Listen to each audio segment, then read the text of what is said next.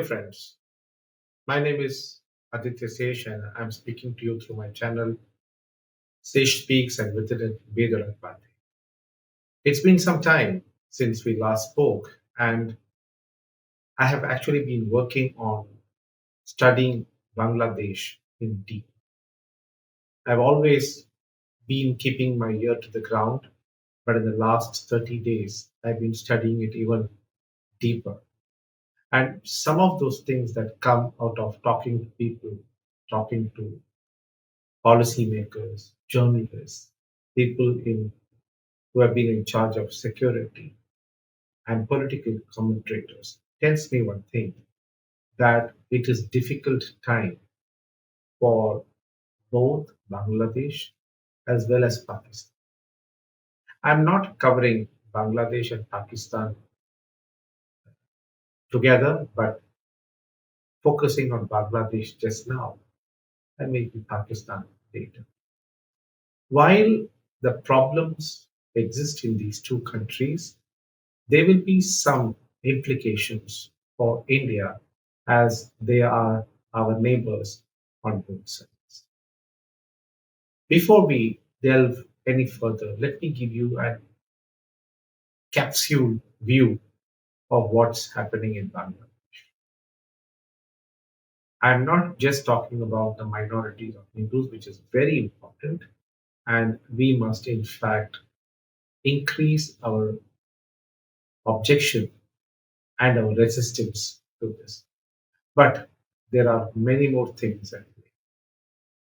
Let me tell you that this problem is nothing new. It was boiling all over, and the students' movement only acted as the reason for this to happen. We have all heard about the doings of the deep state. One cannot discount that. We've all been hearing about the role of non Bangladeshi. That also cannot be ruled out. But very important thing to know, in the last few months, or at least in the last year or so, Bangladesh has lost its major binding force, at least for the time being, and that is the Bangla language.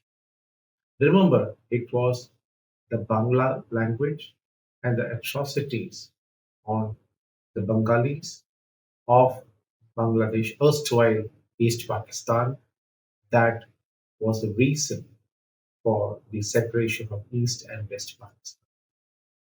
That binding factor does not seem to be existing any longer, or at least that is what it appears.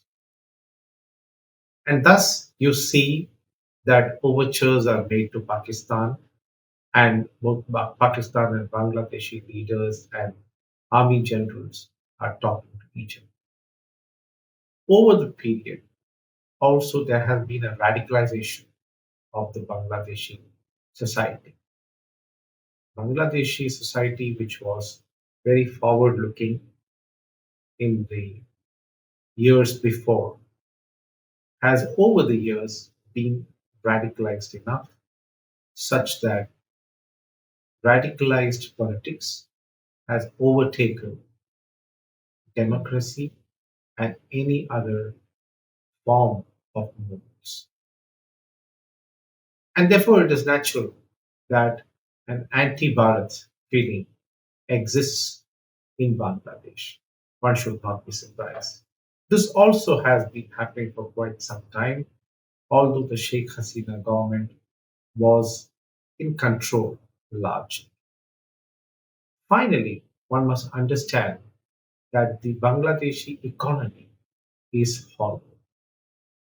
While there have been people here who have made big statements about Bangladesh's per capita income being higher than India and its export strength, one must know that the economy is not on sound footing and it could go worse from here before it could turn better in a very, very long time.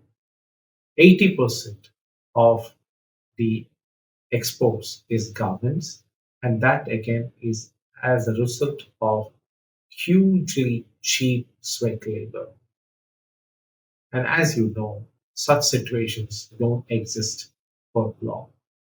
The spend on infrastructure is just 1% of the GDP, although in the recent past there have been a few infrastructure projects of which India also has played a role 5% and is comparable now to Pakistan, which is 8%.